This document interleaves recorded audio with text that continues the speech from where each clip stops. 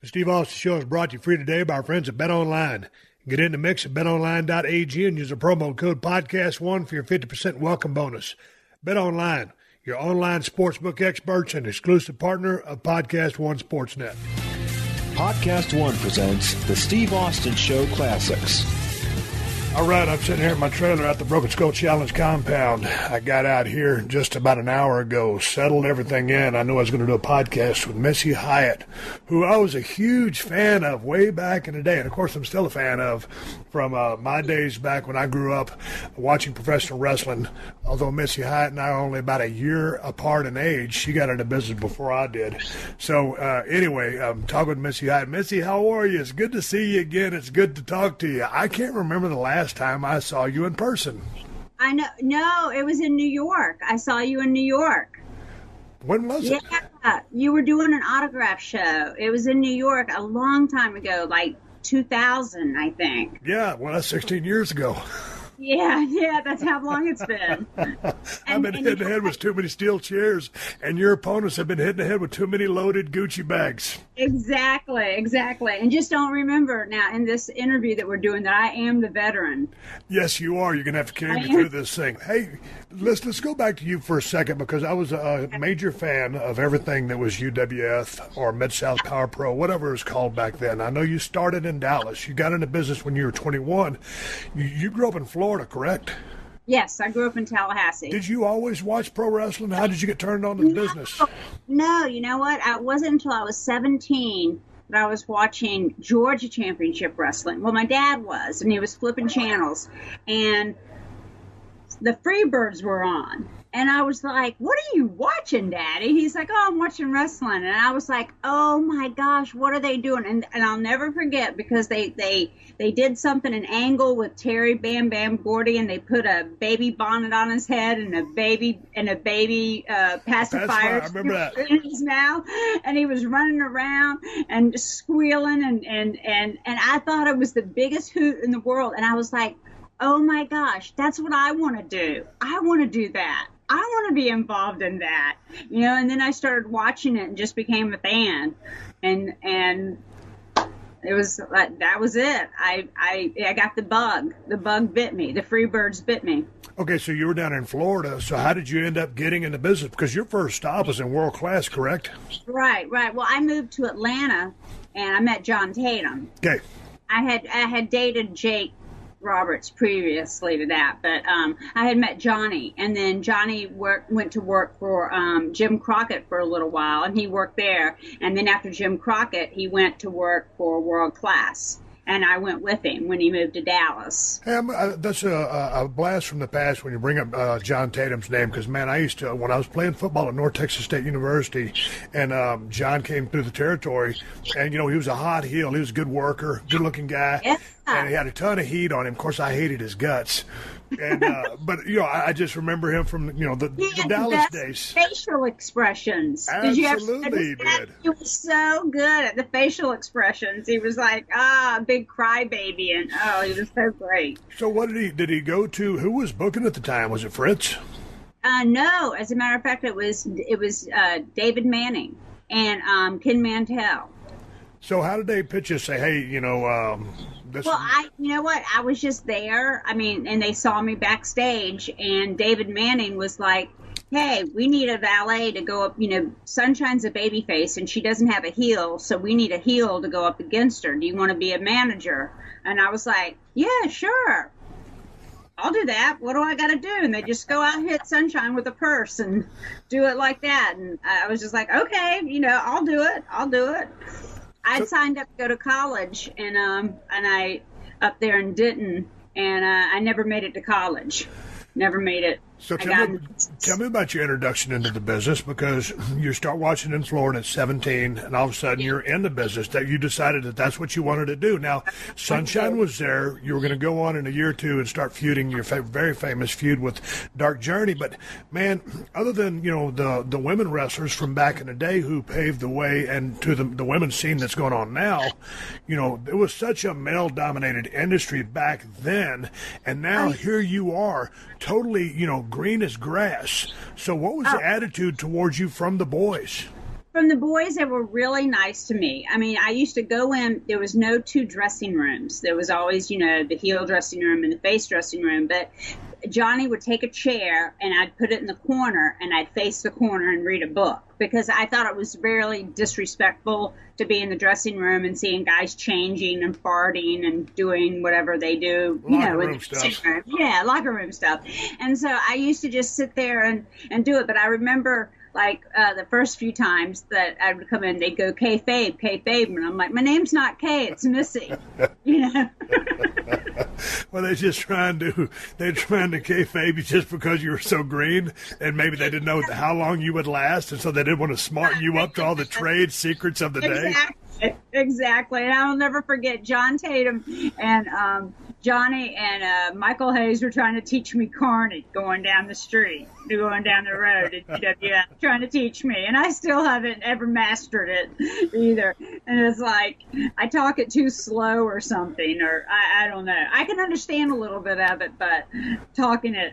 I was never a guy who really gravitated towards the whole use the kayfabe language thing. Now, yeah, I could say the arbitrary word here or there, but it's not something I thrived on. But that being said, it's like, now that I've been so far removed from the business, I retired in 2003, and I kind of still, my inner circle of friends, they know my lingo, and I don't, talking carny, but I'll say kayfabe. They know what kayfabe means. They know what shoot means. If I say no, like politically, if I'm watching something, man, that's a work. Do you still use those words today in your life? My best friend, she never really watched wrestling at all, and we go to reenact. I do World War II and Civil War reenacting. I'm a living historian, and we'll go and she'll see somebody dressed in something that's not correct, and she's like, "Oh, kayfabe," like that to me. And I have to laugh sometimes, or she'll say something, and I'll say, "Oh, that was a shoot," and she was like, "Yeah, that was a shoot," But she says it never correctly, but she gets the kayfabe down right, or she'll be like, kayfabe those shoes, like that. Oh, Jesus. Hey, let's talk a quick second about your feud with Sunshine and World Class Championship Wrestling, because she was really over. And she had been in the business quite some time before you, and of course that territory had been on fire. So what was her attitude towards you? Obviously she needs an adversary. You're the perfect foil. But how did y'all get along? And did she help smarten you up as far as the work aspect of it? How to do this, how to do that? Like, for instance, grabbing your head, and seemingly pulling every hair out, but holding on your hands. Yes, baby steps with me. She came in there and worked with me and taught with me, and I'll never forget one of the first nights we ever had to roll around together. I laughed because I was having a good time, because to me, I was getting paid to do something I would have done for free, I mean, I was just having a good time. And we got back in the locker room, and I'll never forget, she comes in that locker room and she's like, "Don't you ever laugh out there." I mean, our hair was in our face and everything, so one could see it. But she was like, I'm sorry, I'm sorry, I'm sorry, I will never do that again. But if it wasn't for Sunshine being such a wonderful person and really helping me and teaching me, I would have never been able to take the abuse that I took in the UWF. How long did it take you to come to understand just the aspect of heat, how to get heat, how to maintain heat, and what it was? Because that Dallas territory thrived on hot heels, especially you, and of course she was over as a babyface. Tell me about your understanding of how the business worked. Well, I mean, I started because of Jake. Like, Jake really taught me, because we would sit up all night playing cards and watch wrestling and talk. And so I kind of understood the business and I had an understanding of the business, but it wasn't until I actually worked that I got an understanding of it. But I thought the main thing was the crowd. It was like, it was so easy. The crowd was so easy to turn and to do. If you did anything, you would just automatically get heat. And anything that I did, I would get heat for it. And it was just, to me, it was simple. Also, when I kind of watch back, because I hearken upon those old days, when not all the exposés had been done. So many people saw through it right from the get-go, because a lot of people, like, even, in the in the earlier days, in the 40s, 50s, or whatever, people, it was always on the take. I bought in. When I was a kid growing up 7, 8 years old, I thought it was real. Now, when I was in college and I was driving down to the Sportatorium, I knew something was up, but I still wasn't sure. So when you started, I mean, it's still quote-unquote real, and when you're a good-looking blonde and you're doing dastardly things, I mean, the heat getting processed, I would dare say it was a little bit easier back then because people weren't in the know, and all of a sudden, pardon my language, but you have this good-looking blonde bitch out there who's doing distracting and doing dashing, just hate. You know what I'm saying? And being very annoying. And being very annoying, condescending. Yeah, like, I'll never forget, like, they had me do the interviews because they said Johnny talked like he was drunk. Like, I don't know why. He wasn't ever drunk. Yeah. But they said, okay, Missy, you do the interviews. So I had to start doing the interviews, and they just said whine and complain. And I mean, and I can whine and complain. I've been whining and complaining, since I was young. So that was really simple for me to do that. But I was told one time by Kim Mantell told me that Sunshine, if she's told to haul ass, she has to take 2 trips. And I went out and said it verbatim, haul ass. And I came back and he had a look on his face like, you said ass. And this was when we were on the Saturday night show, which is a Christian station. And he was like so scared they were going to have to bleep that out or do something. I'm like, but you told me to say ass. I didn't understand, like I did what you told me to do. That was ahead of its time. You're listening to another classic episode of The Steve Austin Show, only on PodcastOne. The wait is finally over. Football is back. You might not be at a game this year, but you can still be in on action at BetOnline. BetOnline is going the extra mile to make sure you can get in on everything imaginable this season. From game spreads and totals to team, player, and coaching props, BetOnline gives you more options to wager than any place online. You can get in on their season opening bonuses today and start off wagering on win, division, and championship futures today. Head to BetOnline online today and take advantage of all the great sign-up bonuses. BetOnline, your online sportsbook experts. Here's a question for you. Okay. You came in as your real name is Melissa Hyatt, so your nickname has probably always been Missy, correct? Yeah.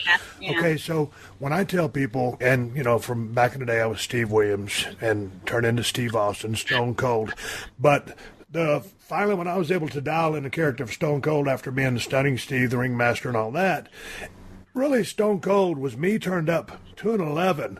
Would you say the same thing about Missy? Your character, Missy Hyatt? Oh, yeah, definitely. But were you a whiner and complainer growing up? Because if you're coming from Florida, I just picture you as being like a pretty tough chick, like, maybe. Or were you a powder puff? I mean, what? Yeah, I was a powder puff. I mean, my dad, I wrecked a lot of cars. My dad bought me a lot of cars. I was spoiled kind of growing up, so I guess I was a whiner. Were you a wild child coming up through junior high school? Yeah, pretty much. I mean, I was the geek though in school. Like, I didn't have cool clothes. I was more of a geek in school.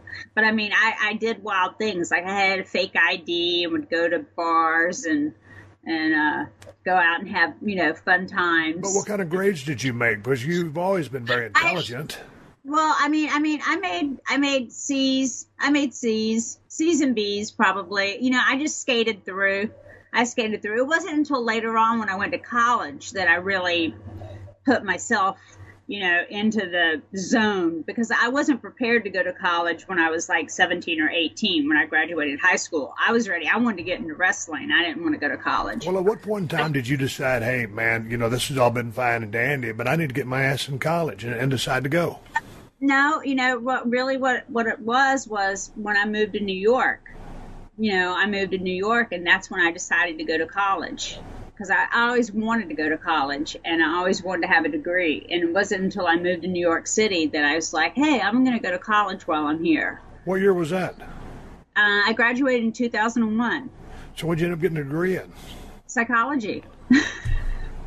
Why did you pick psychology? I mean, because there's so much psychology. I mean, the business is based on psychology. I know, exactly. I don't know. I think I started out as biology, and I couldn't hack it in biology. And so, and I really like the psych courses, and I really like I like forensic psychology, and I love like investigation discovery and like serial killers and stuff like that. Let's talk about the serial killers there, because there's some common ground there. Because when I was in WWE, I was the ringmaster, and I was drinking a beer, watching a special on serial killer Richard Kuklinski, the Iceman. Yes. And I'm not endorsing anything he did, but he's a very evil guy. But I said, hey, man, that's very interesting what that guy has done. He's just a cold-blooded, ruthless son of a bitch and just doesn't give a damn. And I pitched that idea to the WWE. And anyway, that's how I became Stone Cold Steve Austin. And of course, I've read, the Henry Lee Lucas books. All that stuff has been somewhat. I remember going to Jeffrey Dahmer's apartment in Milwaukee way back in the day when we were traveling through. Me and Jesse Ventura, we were there doing a pay-per-view, and we made the car driver take us by the apartment complex of Jeffrey Dahmer's. And Jesse got out, and we were looking in the dumpsters, and we're like, there's nothing going to be in there. But, we looked, but we went by his apartment, too. So what enticed you, or what interested you? I don't want to use the right. I want to make sure I use the right word, or don't want to use the wrong word. What we're just talking about. That just to me, people like that are so fucked up. It's very interesting to understand, and so many of them have no remorse or just detached. I just don't get it. It's like some of the people that I work with now is like, they're happy that they have food and stay in the shelter and, get their food stamps. They have their Obama phone, and they just have no sense of doing anything else, no sense of improving themselves or doing anything. They just going through life, just breathing. And I'm just, and you try to help them, and they don't, there's no helping. I want to go back to psychology, but I want to now go to Mid-South Power Pro UWF. What did you call it when you worked for Bill Watts? What was the name of the promotion back then? Because it changed. Oh, it was just UWF. Okay, and this when he was trying to make the next step to the big level. Yeah, he was trying to be the next. Well, that's what happens when we raided. Ken Mantell took everybody from World Class and went over to UWF. And that's when he was trying to be up against Crockett. So when you say we raided, that was when you were already with Bill Watts? Well, no, when we were all with World Class and everybody left World Class and went to UWF. Ken Mantell took everybody, the Freebirds and everybody, and me and Johnny and Jack Victory, and took everyone. Well, that's a hell of a damn thing there. What was the strategy there? Was just because was it Fritz that was running the territory, or was the majority owner still alive? What was his name? I'm hitting myself in the head. Anyway, why did everybody make the exodus to UWF? I don't know. You know what? I really don't know. And I've had this talk with a friend of mine. And I said, if I would have known that us leaving would have killed the territory, I would have stayed, because Fritz treated me so well and gave me my start. And they just, I loved working there. And it was so easy, Friday night Sportatorium, Monday night Fort Worth, and close shows. We weren't on the road like we were in the UWF, and we didn't have to put up with bull like we had to put up in the UWF. And but he's like, no, but the territory it died after that. It died after that. I have a question for you about that, because okay, but let's put a break on the UWF. I got to go back to the Sportatorium, because you were there with so many battles. When I think of that place, it smelled like piss, beer, hot dogs, popcorn. I was gonna ask you, yeah. How did it feel? How did it feel being there, going there as a fan, and then going there, working there? Watching it as a fan in its heyday when there's all those people there, and then going to work there and there's only 200 people there? How did it feel? That's a great question because, when I was playing football at North Texas State, and that was 86, 87, so world class was running pretty strong then still. It was starting to fume out. It was going to fume out in 89. So it was still pretty hot and heavy, and we would go down on the Friday nights, me and my buddies from college. We'd drink beer, get drunk, and throw shit at the wrestlers. That's what you did back then, right? And so, a couple of years later, when I'm breaking in and I'm taking the school there on the Saturday mornings after the TV taping, there I am in that building, and I couldn't believe it. I was like a kid in a candy store. And then finally, I started working. And when I first started working, I was just a young, good-looking baby face with long blonde hair. And P.Y. Chew High and all the hot heels from Tennessee would come in and beat the shit out of me, try to get some heat on them. And I was a nobody, so I was just paying my dues. But then to finally start working out there, it was so fun back then with that little string that ran down to the entranceway. And the Von Erichs, those Von Erich boys, when you used to watch them on TV, and you can vouch for this because I don't think a lot of people understand how over those Von Erich boys were. They would get mugged. Girls would be hugging them, kissing them. They'd have about 4, 5, or 6 phone numbers written on paper in their trunks or in their hands. It was mayhem. And so, I went down there. Nobody gave a shit about me because I wasn't anybody. But it was awesome. Hey, what kind of man was Fritz to you? I never really got a chance to meet him. You never got a chance? Oh, he was wonderful to me. I'll never forget going up in his office when they wanted to hire me, and it was Fritz and Carrie and Kevin sitting in there. And they're like, okay, so we're going to hire you. What name are we going to use? And we were trying to figure out a name. And Johnny called me Missy, and they're like, well, let's just use your name, like that. And Fritz always paid. He paid really well. I mean, I never ever looked at my check and went, oh, I shouldn't have gotten paid that. Like we got paid really well. He paid us well. He was always, if he said something, he did it. He was an honest guy. He was a wonderful man.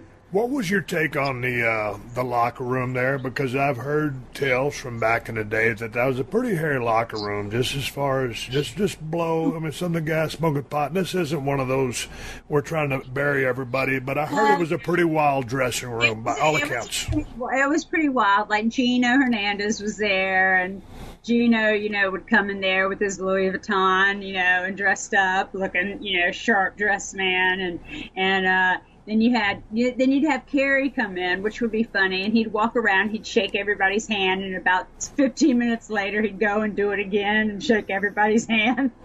Okay, I got to ask you a question. Was that a rib or was that a shoot? Because I think it was a shoot. Okay, I think it was too, because when I first came in, when you first come in that front Sportatorium door, if you hang an immediate right, that's a janitor's closet.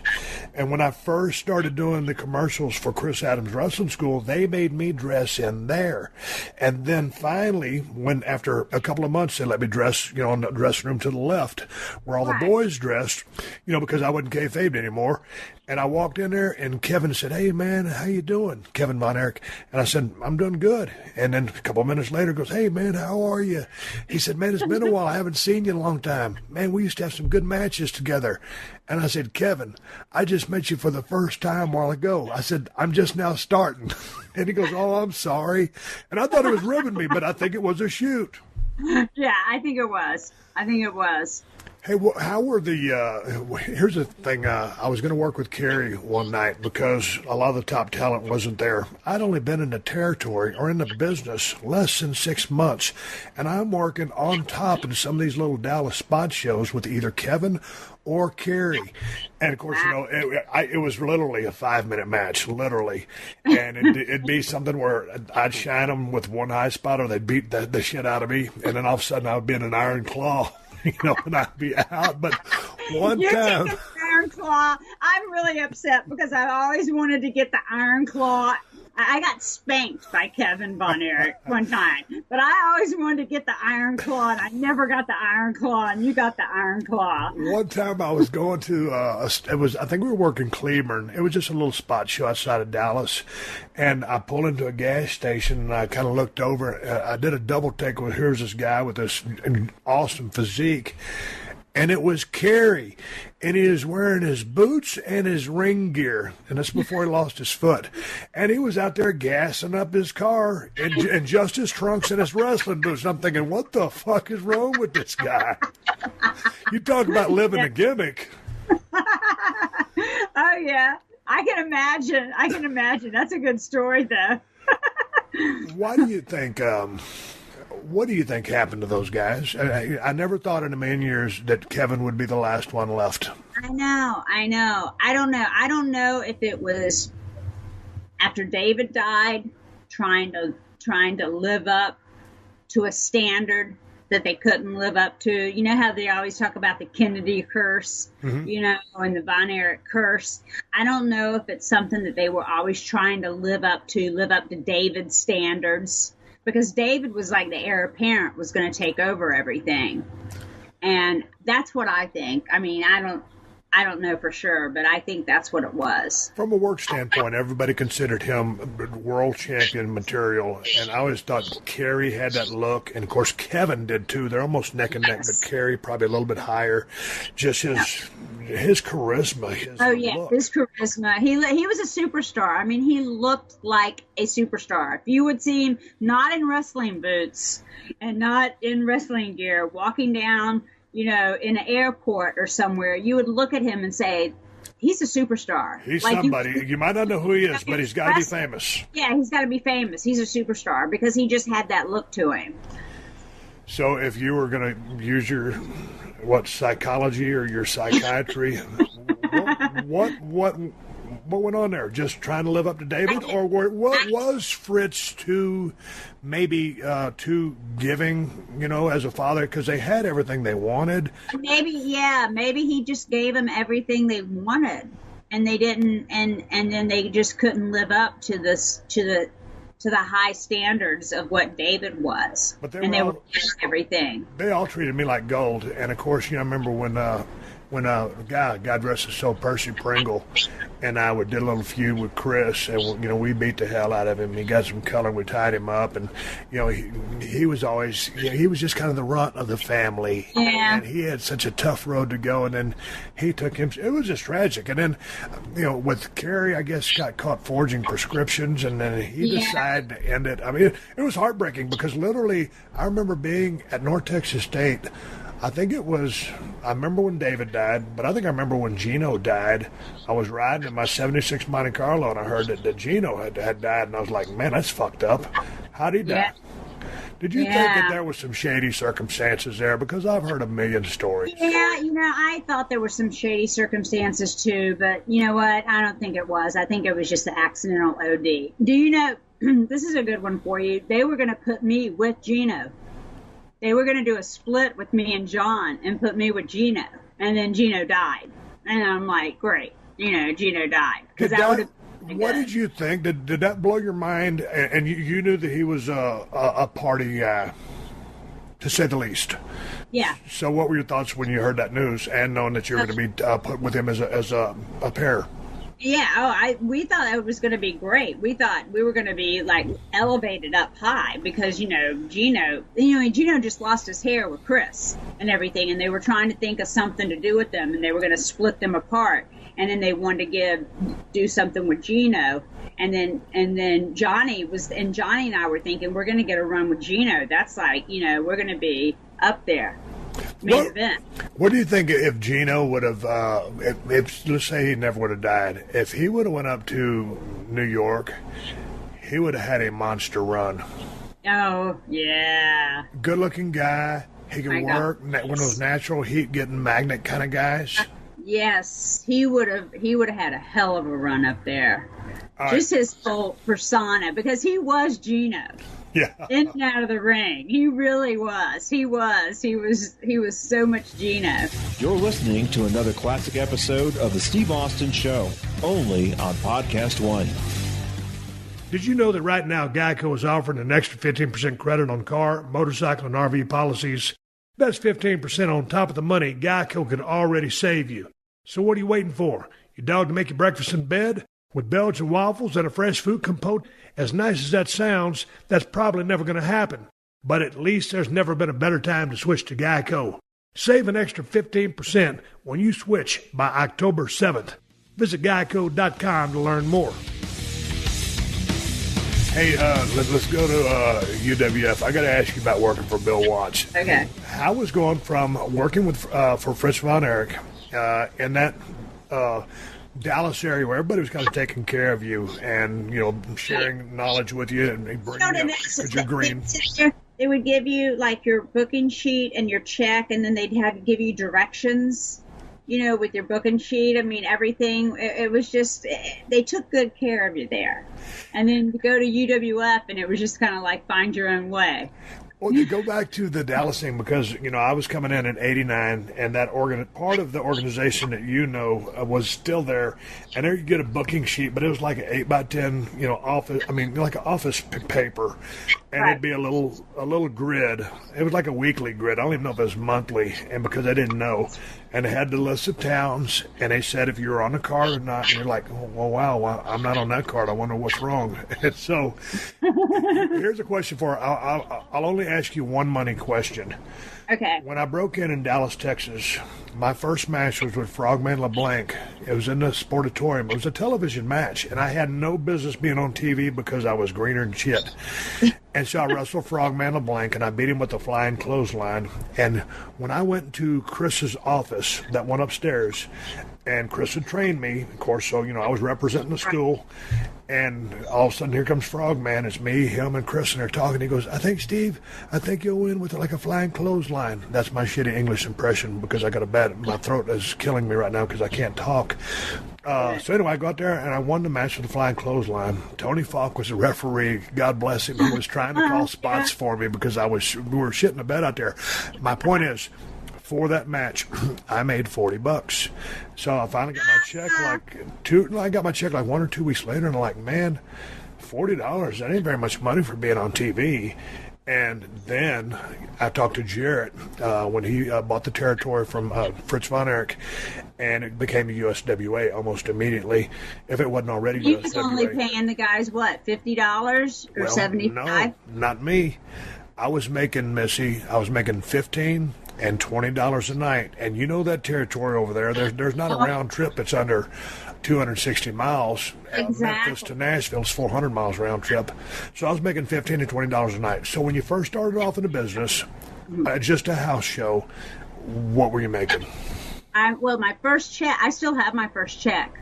It was $50. $50 for a shot or a week? For one shot. My first time when I came out to hit Sunshine with the purse, it was $50. But I was making, in world class, I was making probably between like $100 and $175 a night. That's damn good money back in the day. Yeah, and that was great money for 1985. Plus, Absolutely. Johnny was making money. You know, Johnny was making more than me, so we thought we were, you know, great. And then when I went to UWF, then we got the contract. I got my first contract, and that was for $50,000 a year. Are you kidding me? Yeah, when I went to UWF.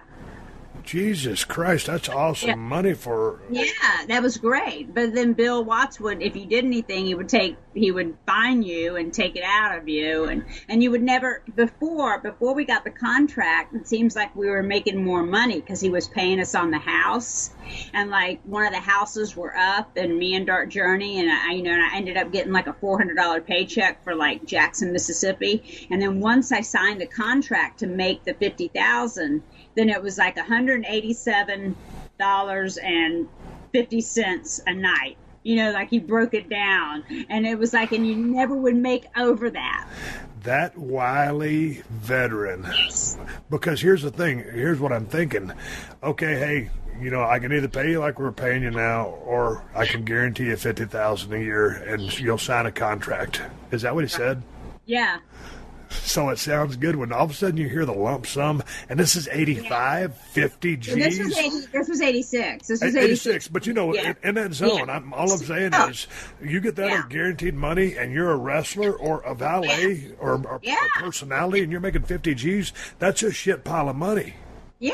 I mean, I thought it was great. I couldn't believe it. I mean, I bought my first car without my daddy's help, co-signing for me, because I walked in there with the money and bought me my 300ZX Turbo, and thought I was the hot thing, going around. Hey, talk to me about the traveling down there in the UWF, because the Mid-South, I was referred to as Mid-South, but that was a territory known for a shit pile of wheel time. Yeah, I think whoever booked the towns would sit there with a big map and just throw darts and say, okay, they're going to be in Jackson one night, then they're going to be in Houston, then they'll be in Tulsa, then we'll have them go down to Baton Rouge, and then to Dallas. I mean, it was long trips. So were you traveling at that time with Eddie? Well, no, I was traveling with Johnny at first. Okay. Me and Johnny were together, and we used to travel with One Man Gang, as a matter of fact, because he had a van. And I loved traveling because his wife would cook sandwiches, is what he called them, sandwiches for us. And we used to ride with One Man Gang a lot of the time. And that was great. That was some fun times. And but yeah, we used to have to travel. I mean, we'd fly a little bit. Like, he would give you a voucher or $180 to fly to get to Tulsa for the TV taping every 2 weeks, where out of Baton Rouge or wherever, and you could do that, or you just take the money and drive it. So what did you think about life on the road? Because you're talking 86, right? Yeah, 86, 87. 86, 87, you've been a year and a half, 2 years in the business. And, well, Jesus Christ, here's the thing. You started when you're 21, so now you're 23. Yeah. And you're still a pup. So this has got to be just, like, all fun and games. Yeah, to me it was all fun and games until Dark Journey kicked my ass every night. Now, how did Dark Journey get introduced back in the day? Because as I was a fan of the feud, I forgot her introduction and her liaison or her relationship with Dickie Slater. Yeah, she had a relationship with Dickie Slater, and Dickie brought her in, and then she ended up staying, and Dickie left. And so then they had her manage Missing Link. Yeah. The Missing Link, right. To go up against me. Okay, now, as you were feuding with Sunshine, she was taking you under her wing. Y'all had great chemistry, and now you go into UWF, and it's Dark Journey, and she's a pretty tough lady. Oh, my God. Let me tell you, she beat my ass every single night. I would go out, because I could never, because I was always told, don't ever cry in the dressing room. Don't ever let them see you cry. So Who told you that? Johnny. Okay. Johnny and Michael Hayes. Because Michael Hayes, we used to travel with Michael a lot. Good 411. So, yeah. So they told me never let them see you cry, and I used to go out and just cry. Go get in the car and just cry because my knees hurt. I mean, she broke my thumb. She busted my nose. I mean, she would hear the crowd screaming, because it had so much heat and screaming, and she would just pound the living crap out of me. And I'll never forget Carl Fergie with laughing because my hair's going all, because I had a bald spot in the back of my head from her like pulling my hair out and everything. And like the boys used to come out to watch us because they like, the bitches are going to fight. You're going to watch because they're going to fight, And I tried so many times going over to Jake's dad, Grizzly. Yeah, Grizzly's house, and trying to show her, look, when you grab me by my hair, I'm gonna grab your wrists. Now let me show you what to do. And it didn't matter. And we would do and back then, because the TV taping was every 2 weeks, we would do the same match in the towns around. Yeah. And so we'd have the same finish and the same match. We'd have one thing okay, I pull a leg, she chases me around 2 ring posts, I roll in, she rolls in, she doesn't get a hold of me, she almost gets me, and I roll out. Every night she screwed it up. I wouldn't pull a leg, she'd just start chasing me out of nowhere. Or either I'd pull the leg, she wouldn't chase me. Or either I'd roll in, she'd roll in and beat my ass. And then John would have to pull me out. I mean, it was like, I don't understand this girl. What does she not get? Because, I mean, they used to come to me and they would just say, okay, this is what you're going to do, blah, blah, blah, blah. And they'd walk away. And then you'd have to know. I mean, you couldn't just go out there, you know, you'd have to know what your finish and know what the finish is. Damn right. And you couldn't have your head in your ass because all of a sudden something's going to happen. If you miss your cues, exactly. You're fucked. You got to know what the finish is, and you got to know when to go on cue, when to do stuff, you know. And this is back in the UWF now, the heels and faces were in separate dressing rooms. And so you had the referees running back and forth talking, and they used to talk in the ring. And, you know, you were told, you know, Ken would come to you and give you a finish, and that's it. I mean, he'd give you the finish and walk out of the room, and you'd have to have that. You'd have to know what you're doing when you go out there. And I don't understand that girl. She just would screw it up almost every night, and it was just like she beat me. But how was that? I want to get back to Dark Journey. How was that, you know, when you're green as grass, or, you know, when you came in Dallas, there's kind of a common area, but like you said, in UWF, just like Nashville Fairgrounds, babyface heels, totally different sides of the building. You cannot talk. It's referee. You say, hey, he's going to catch this on you. And go about 8 or 10 minutes or whatever.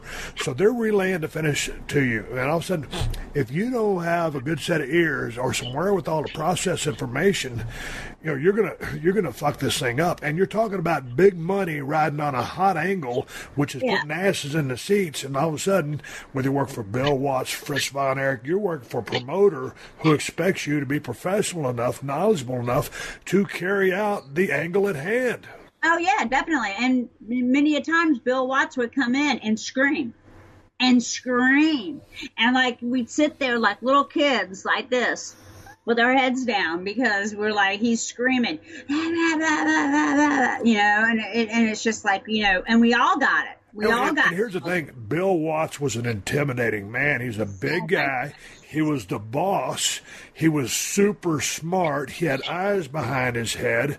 And so, you know, all of a sudden he's talking to you. It's like this voice of God with this attitude behind it. So was Dark Journey, when you tied up, was she shooting or was she just snug as fuck? No, she was shooting on me. She was shooting on me. So did you never could smarten her up? Say, hey. I never could smarten her up. And then Eddie tried to teach me how to get a sugar hold on her. And she was just and I could never get one on her. And I tried so many times. And okay, stop. Well, explain to my audience what a sugar hold is, because I know, but I'm laughing because I don't picture you with a sugar hold.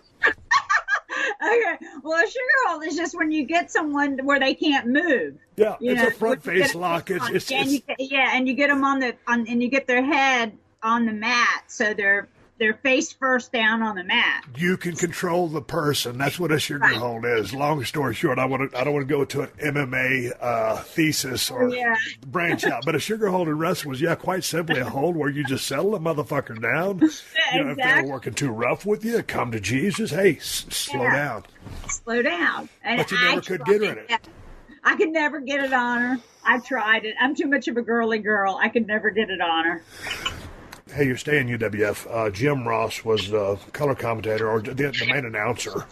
Yes. And Jim was one of my favorite announcers of all time. I think as much as, and you grew up down in Florida, so, you know, Gordon Soley is God. But, man, Jim Ross, man, when he was the voice down there for Watts and when he went to Crockett's, went to WCW and then WWF, I just thought he was the greatest of all time. Did he ever help you or drop any knowledge on you because he was a wealth of information because he'd been in the business for so damn long? Not in UWF. It wasn't until I got to WCW that he really helped me out when I used to work with him hosting the shows. that's when he really helped me out. But in UWF, he hardly never really spoke to me that much. Because I couldn't see him that much. How different was the locker room in UWF than a World Class Championship Wrestling? Because y'all had really a who's who of people that were there, legitimate tough guys, whatever, I don't know, whatever Hall of Fame you'd put them in, because there's so many, and maybe whatever, future Hall of Famers with, the Steiners, Sting, Warrior, Murdoch, Dickie, Slater, everybody that was there was damn near a Hall of Famer. Right. Oh yeah. So what was the attitude? What was the difference between UWF and Dallas? Well, to me, it was just more people. To me, I mean, it was the same, but it was just more people, and it was like we were up a little bit level. Like we were in World Class, we were down here, but we moved up a level, moved up a notch. Was that the perception that UWF was an upgrade from World Class? Yeah, I mean, that's what we felt like. Because going out there in front of the Tulsa Civic Center that was sold out every 2 weeks, and going to Jackson, the houses were just so much bigger, and it was just like, it was, and being in the Super Bowl and places like that, New Orleans. It was just a lot more people came. So it just seemed more like we were a step up. What were your thoughts when, Jesus Christ, was the Blade Runners? Were they the Blade Runners there? No, they weren't the Blade Runners there. They were the Blade Runners, I guess, maybe before I got there. Were they? Sting was already Sting, and the other Blade Runner wasn't there when I got there. Okay. Yeah. Okay, so did at this point, not to go over your chronology of dating, but is Eddie Gilbert in the territory at this time? Yes. Okay, now did Bill entrust him with the booking? No, but Kim Intel was doing the booking, and Eddie would help out. Eddie would do his stuff, and help out. It wasn't until the end, before he sold to Crockett, that Eddie was doing the booking. So then Eddie was booking for Crockett? No, Eddie was booking for Bill Watts. After he sold to Crockett? Right before he sold to Crockett. Okay. Yeah, right before. Sorry, get my timeline. What were your thoughts on Eddie Gilbert's take on the business? Because he was considered by many to be a really smart guy. He was a really smart guy, and he loved the business, and he had been booking since he was a kid. His mom has notebooks of him writing out storylines and writing out who versus who, and we're talking at a young age too. Growing up watching that Memphis wrestling, and he would take the Memphis show, and then he'd rewrite it how he saw it, and his characters and everything. So he was really smart. He was really smart. It's a shame that he's not around. I know. There's so many episodes. It's a shame. What do you think the highlight of your stay in UWF was? Oh my gosh, my highlight of my stay. Okay, this when once a year they have the Tulsa fair, and so we wrestled at the Tulsa fair. They put me in a dunking machine. And I got to be rude to people and have them dunk me. So you just insult people to get them to pay their $5 to throw 3 gimmicks at you, put you in the water. They dunked me, and I was in it, and I was wearing a nice dress and everything, and I got dunked a bunch of times. And I had the best time doing that because what can they do? I'm behind the screen thing. I'm calling them jabronis. They don't even know what it is. That was probably one of the highlights. I didn't think that you getting dunked at a state fair in Tulsa would be the highlight of your stay at UWF, but it's a great story. Yeah. How did you get the call up to WCW? Well, Eddie and I were in Continental. He was booking Continental. And so Eddie called Where Dusty. was Continental based out of? Alabama. But what town? Montgomery. Okay. Yeah, Montgomery, and that was Alabama. a great territory for a while. Yeah, Eddie booked. I mean, they were running nothing, and then Eddie came in and started running, and they got it up really good. It was good for about a year. It was going really good. But then David Woods, the guy that owns it, wasn't a wrestling guy, and he wanted to change things and do things and stuff like that. So when we found out once Crockett, got sold to TBS, Eddie called Dusty, and Dusty had us come over there, and we got a job then. Okay, now tell me about what year was that? Because I went... 89. 89. Yeah, because I got there in... 91. Golly, you know my career better than I did. I got there in 91, but here was the deal. They told me this. I went to see Dusty. He had the book, as you know. And so he goes, yeah, baby. He goes, what's your wrestling name? I said, well, I'm going to Stunning Steve right now. He goes, you working heel or baby? He knew, but he's just asking me. Right. I said, well, Dusty, I'm working heel. And he goes, all right. He told me what the deal was. The deal was back then when I came in, Missy, was when you walked through the doors of WCW, you signed a contract at that time for $75,000 a year. Right. Then the next year it would double to 156, or some guys got the 104 deal, but for most guys it doubled to 156. And then after that, you were on your own as far as negotiating whatever happened after that. So all of a sudden, I went from making, at the time I had about $100 a night guarantee from Jerry Jarrett in the USWA, up from the 15 and 20. This is my second tour back. And all of a sudden, I go into WCW, I'm making 75 G's a year. So when y'all go in, what's the money situation? Was that another guaranteed contract like I just put out? Contract. Yeah, that was another guaranteed contract. It was 75. Yep. It was 75. It was just a basic 75. But they wanted to give, they really, it was a deal thing. It was 150 for both of us. Oh, that's a pretty good package deal. Yeah, that was like a package thing. So that's how they did it when we first started. But then, me and Eddie ended up breaking up, and then I had to go on my own. And that was a whole other long trying to negotiate, and I never really made that much money in WCW. So how long did you end up staying there? 5 years. That's a pretty good stay. Yeah, that's a great stay. It's a great stay. So when you break up with... And I would have stayed longer, but, things happen. So when you break up with Eddie, he was still in the territory, right? Yeah, for a little bit. Just a little bit. But then he left. So then who were you traveling with, those last few years? I didn't travel with anybody. I traveled by myself. I really went by myself because I was first I was managing, and then I was hosting the show. When me and Eddie broke up, I was hosting the show, so I traveled by myself. I didn't go, I would have my own rent-a-car. I'd fly to the, place myself. I mean, and then Jason, the guy I was dating, he would be with me a lot of the times. He would come with me a lot of the times. So that's who I was traveling with. And then when we broke up, then I was still back by myself traveling. But then I never wanted to go back managing again. And that's a question I wanted to ask you too, because you and Brian in 93, when you were with Brian, that whole time for those worldwide tapings were courting me as your manager. Where was that ever going to go? I don't know. I don't know. I guess somebody pitched me that idea, or pitched us that idea.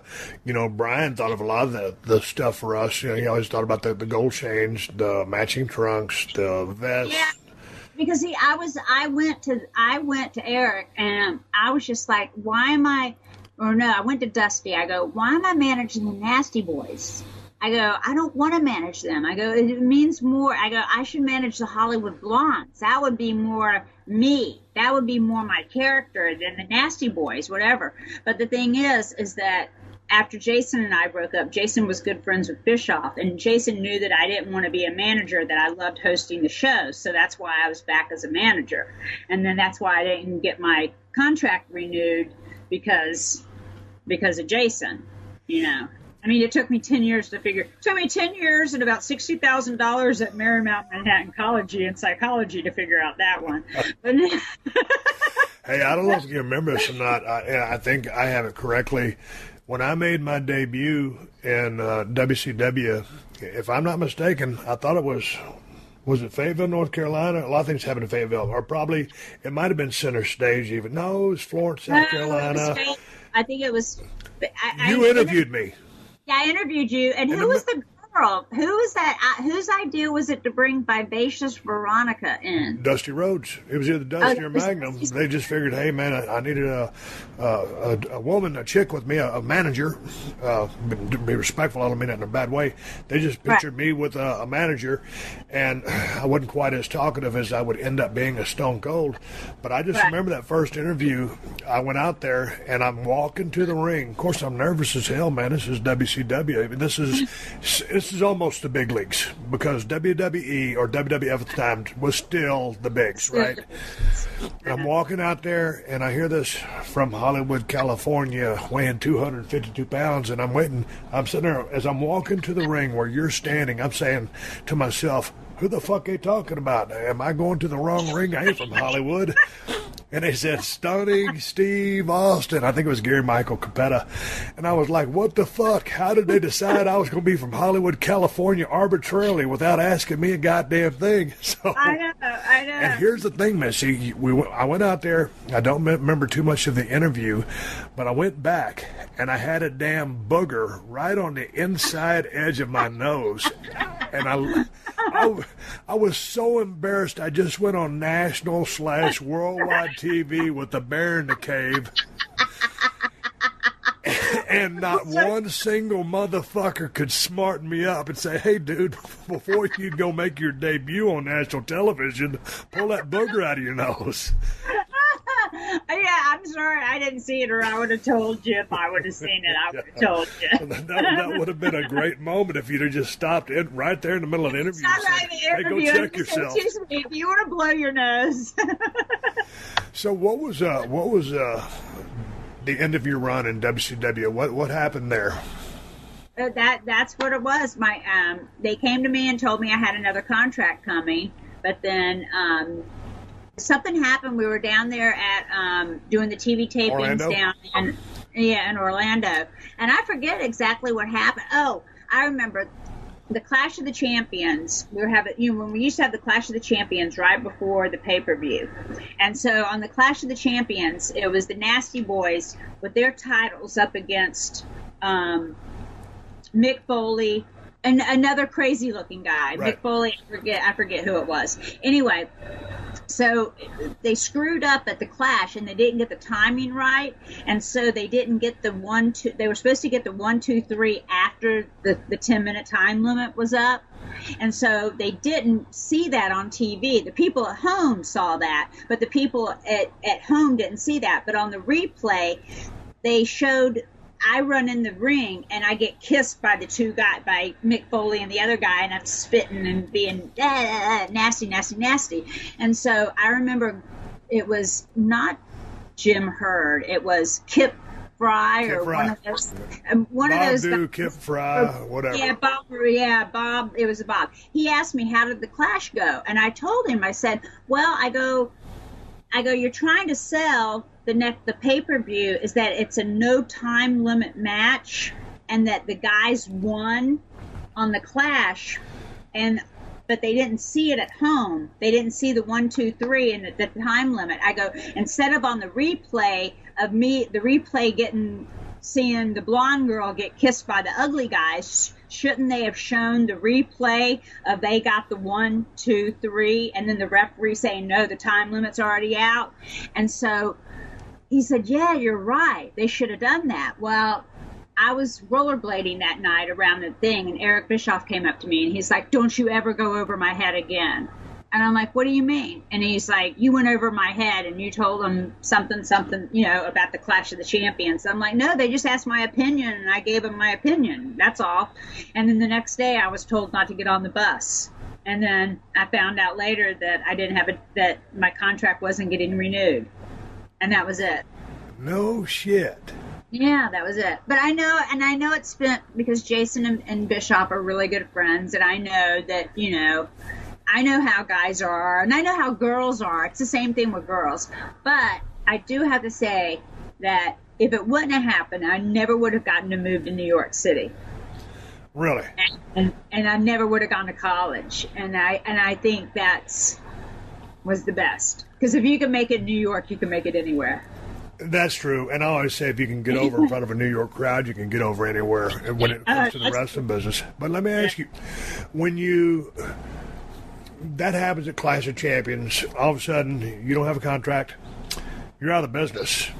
Right. So how did you process this? Because, I got a FedEx in the mail after I got a phone call from Janie Engel, letting me know that I'd gotten fired. And so that was it for me. And then, luckily enough, Paul E. called me and I went to ECW. You're out of the business because you basically got a door slammed in your face. Were you angry? Did you feel mistreated? No, my feelings hurt. I cried. I'm a girl. I cried. And I was like, what am I going to do now? What am I going to do now? And then I started thinking, well, I'm going to move to New York, And so within a month, I moved to New York City. What about the brief stay in WWE? Oh, like that? No, the brief stay in WWE happened in 1988. Oh, that's I'm way out of time here. Yeah, that was back in 1988. What happened there? It seems to me you would be tailor-made for WWF. Oh, my God, yeah, I thought so, too. But let me tell you, I was so green. They wanted me to take over Piper's Pit, and they had me scripted, and I went out there, and I did it, and they had me be a baby face, and it was so horrible. If you saw the tapes of my Missy's Manners, you would want to die. Plus, my southern accent was so bad. It was just like, hey, y'all. How y'all doing out there? I mean, it was I went back, and before we talked, I watched some of those, and I was like, wow, Missy's so much better than this because you are, and because I know you, and we've always talked, and you've always done great promos when you have a promo to do. So I could tell that you were heavily scripted, and like you said, you were green, but you weren't comfortable being. If they just said, hey, here's our main points, go do your thing. Yeah, I mean, and I asked him, and I begged Vince. I said, let me go out there and be Missy Hyatt and be me, and let me interview these guys the way I want to interview them. I didn't even know on one of them to hand the microphone over. Yeah, it was. Yeah, there's a couple of awkward things there. And because I had never done the microphone thing, but I went and called Eddie, and Eddie said, no, don't do that. Come home. Dusty will give you a job. And so I did. I told Vince, no, I can't do it. And that was probably the stupidest thing I ever did in my life. But why? Because if I would have stayed, who knows? Right. Who knows?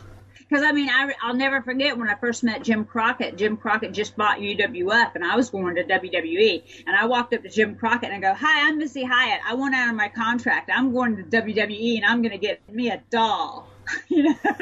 And he was like, okay, we'll let you out of your contract. I said, okay, thank you. And I was so happy to go to Vince, thinking that, because Vince told me, oh, you're gonna take over Piper's Pit, and I did all these promos about how it's taken a woman to take over a man's job, for Piper's Pit. I did these promos like that, and I mean, and Vince had me.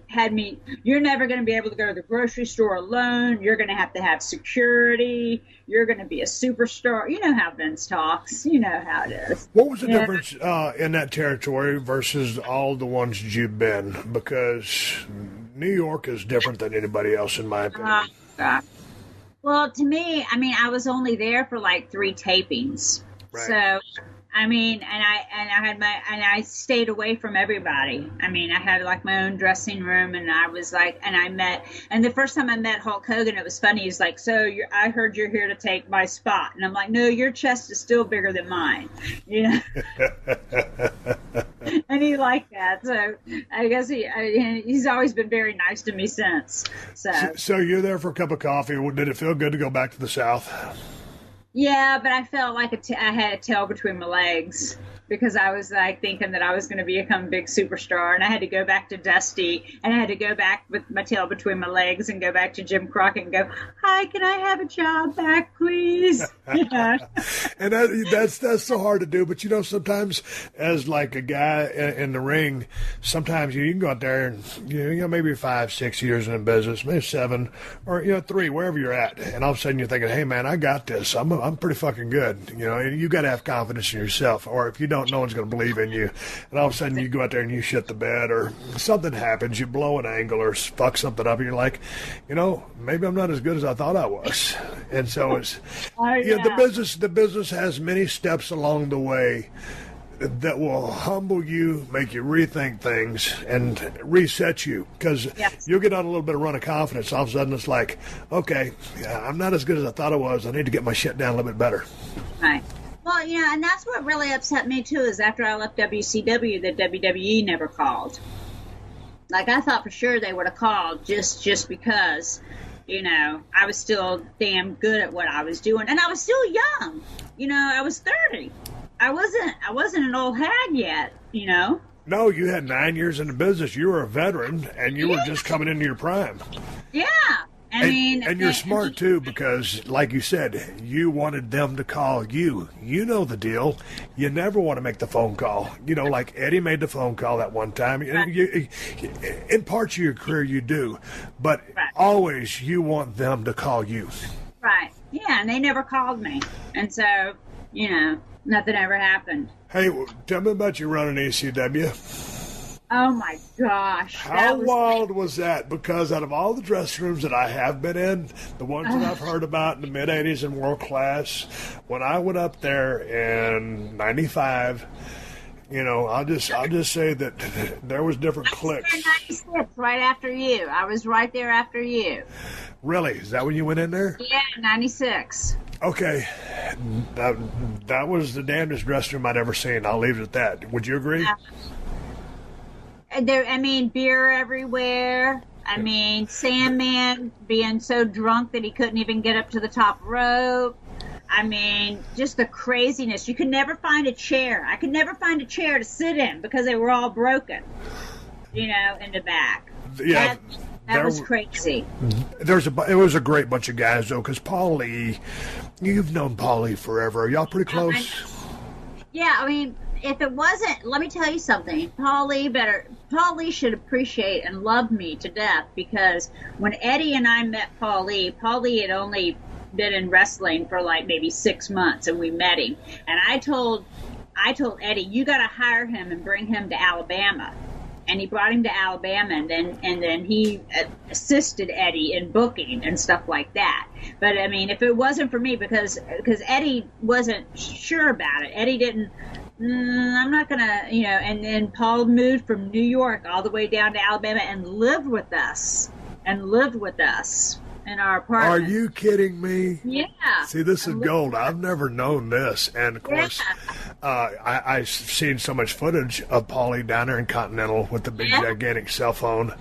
Oh, yeah, with that big phone. You told Eddie, hire this guy. So how was Paulie to live with? Because I know you guys aren't making shit piles of money at this time. So how was that living dynamic? I never went into his bedroom or his bathroom. I kind of let him stay in there. But one time I did go in there, and all I saw was a bunch of white shirts and baseball cards.